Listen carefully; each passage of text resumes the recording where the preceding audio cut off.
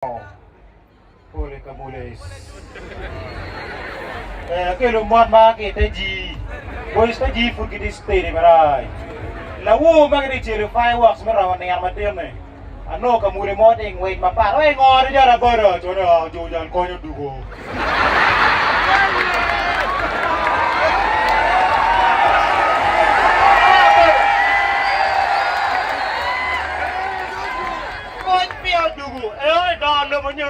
Jangan yang style diri. Jadi, you pun macam ni, you pun kami kuat kerana mau kerana dah apa apa tu biru dia. Itu ji mana ke ye, ni waru apa ni? Kata kau macam expert, macam kuat muar kuat curi. Kuat muar aneh kerana mau dah kan football, kuat me kuat mungkin kuat buat kuat ni kau beli tuan kuat ni kuat rek. Jadi, mau kau beli apa? So dia tuan kuat curi boleh kan boleh muni. Yang boleh kar boleh kita. Gue me puru na yang si mau kamu yang kamu, gue dia me cakap dia mau kamu yang nak gitu.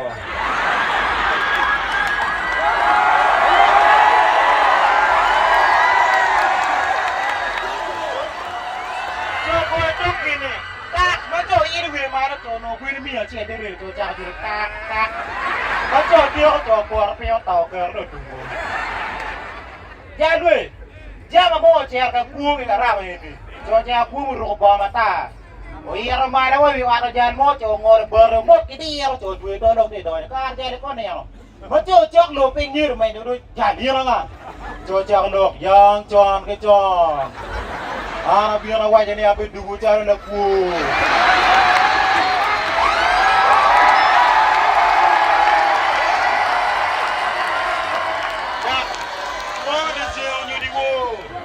Mau ben yang pedi guna pare, anak dua dia sendiri udah apa beli. Ni ah, ni jiwai orang, yo gura yang tu gura baca cilok keluar.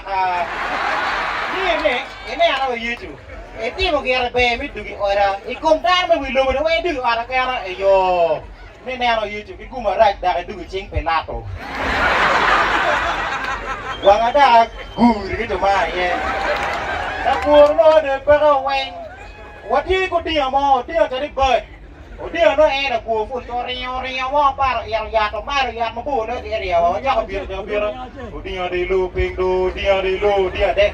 Dia ni yang lepas kita lega mur tu lega dia perlu. Kue ku ni cina tu lega dia main dia kelok dia polis dia aja statement no. Ini polis statement ke cara wangi buri. Kue kadang kadang tu cik kita pai pihak kuala pun kar kue no area. Pak ada yang cari aku mama cakap lega.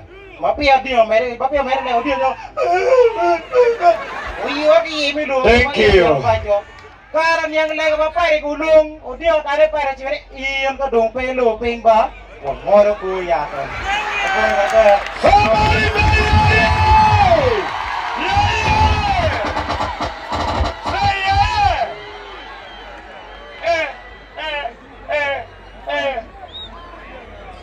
Biarkan kada long komedian mokan kapu biru ke Panadol penicillin mana dok suwe je bumojo.